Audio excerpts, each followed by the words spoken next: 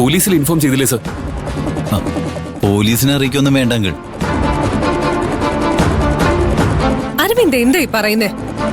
ഒരാളെ കൊല്ലാൻ നോക്കിയിട്ട് പോലീസിൽ അറിയിക്കേണ്ടതാണോ? അതിന്റെ പിന്നിൽ ഡ്രഗ് മാഫിയാണെന്ന് എനിക്ക് തോന്നുന്നില്ല. കാരണം പകൽ സമയത്ത് അപകടം നടന്നിരിക്കുന്നത്, അതും പബ്ലിക് റോഡിൽ വെച്ച്.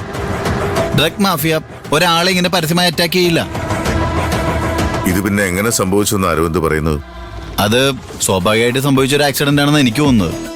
ആർക്കോ പറ്റിയൊരു കയ്യബദ്ധം, അല്ലെങ്കിൽ അശ്രദ്ധ.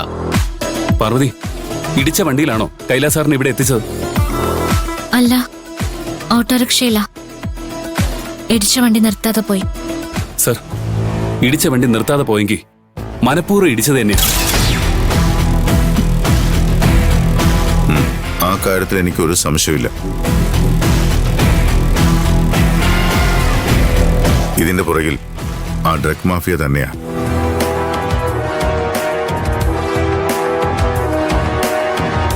കൈലാസിന് ബോധം തെളിഞ്ഞിട്ട് ഞാൻ കമ്മീഷണറെ പോയി കാണുന്നുണ്ട്.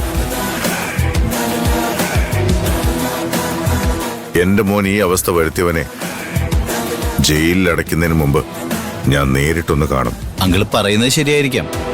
ആ അപകടത്തിന് പിന്നിൽ ഡ്രഗ് മാഫിയ തന്നെയായിരിക്കും. പക്ഷേ അതുകൊണ്ട് കേസിനൊന്നും പോകണ്ടെന്നാണ് എൻ്റെ അഭിപ്രായം. അരവിന്ദ് എന്തായി പറയുന്നത്? ആ ക്രിമിനൽസിനെ വെറുതെ വിടണമെന്നാണോ? അതാണ് നമുക്ക് നല്ലത്. കാരണം അങ്കിളിനെ പോലുള്ള വലിയ ബിസിനസ്സുകാര് അവരെ പിണക്കാതിരിക്കുന്നതാണ് ബുദ്ധി.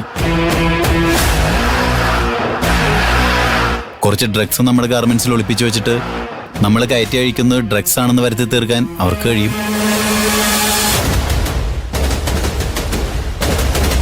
അതുകൊണ്ട് അങ്കിള് വേർപ്പുകൊണ്ട് കെട്ടിപ്പോക്കിയ ആ സ്ഥാപനം തകർന്നു പോകും. എന്റെ സ്ഥാപനം തകരാതെ നോക്കാൻ എനിക്കറിയാം.